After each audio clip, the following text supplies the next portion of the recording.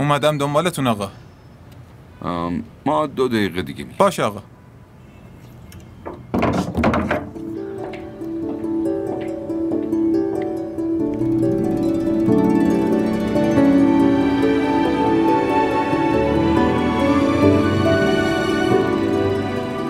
با خوشگلی داغونمون کرد. داغون نه، سوختیم، بدم سوختیم مامان. ایوا اینا رو از کی یاد گرفتی؟ ناراحت نشو، من بهش یاد دادم. اون روز که تو عروسی دیدمه تاز دهنم پرید.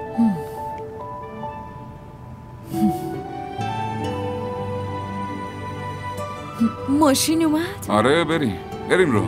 بریم. بیا. از دستم ناراحتی؟ ناراحت نیستم. لامپا رو خاموش کن. بیا بریم.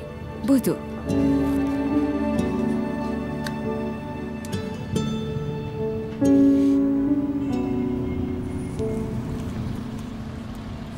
همچین ماشین بزرگی که دیدم گفتم شما تاکسی نیستی. دانیال ساکت باش.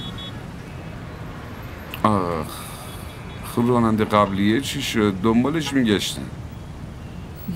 دانیال لطفاً. خب کیف پولمو یادم رفت تو شلوار اداره است. خب مشکلی پیش نمیاد. میخواستم براشون گل بخرم. هم گل ما رو میخوان چی کار آخه؟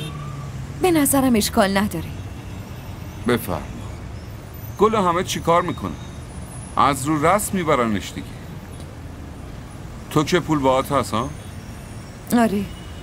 از دیگه مشکلی نیست. داداش روی گل فروشی وایس. چشم. یعنی دکه گل فروشی. مغازه گل فروشی منظورته؟ به انگار لیسانس هم داری ها؟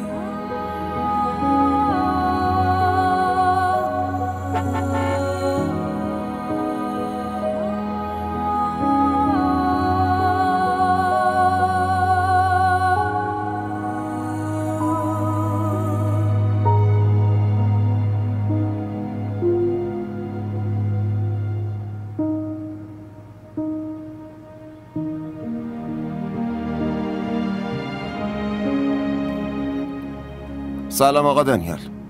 قدم رو چشممون گذاشتین تشریف بردین. سلام مهوش خانم.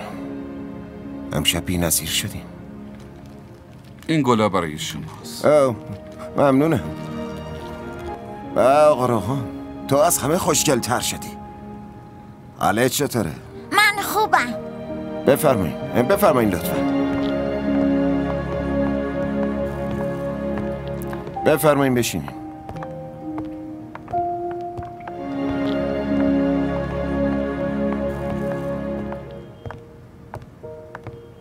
امیدوارم راننده به موقع رسیده باشه. بله رسید. خب بفرمایین. چی میل دارین؟ شایدم یه چیز دیگه؟ نه من نمیخورم. خودم میدونستم. زمان خوردن بعضی ها یکم طول میکشه. خانومتون کجا؟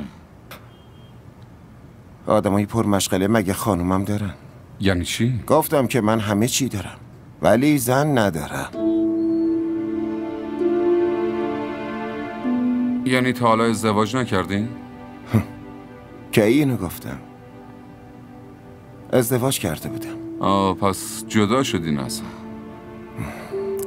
منو ببخشین ولی شما به چی میگین جدایی؟ فکر کنم سوال بدی پرسیدم. نه سوال بدی نپرسیدیم. اتفاقا خیلی هم سوال خوبی کردیم.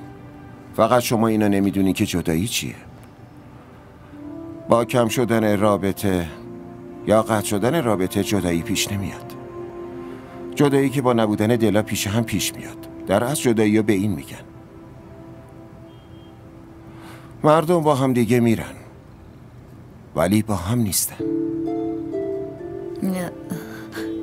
بحثو عوض کنیم. منم که عجب احمقیم من. نباید همچین شب قشنگی رو با قصه خراب میکردم.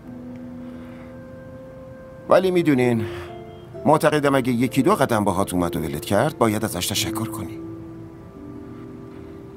اینطوری از یه مسافت طولانی نجاتت میده. برای همین هر وقت با همسرم حرف میزنم ازش تشکر میکنم. ممنون خانم، خیلی ممنون.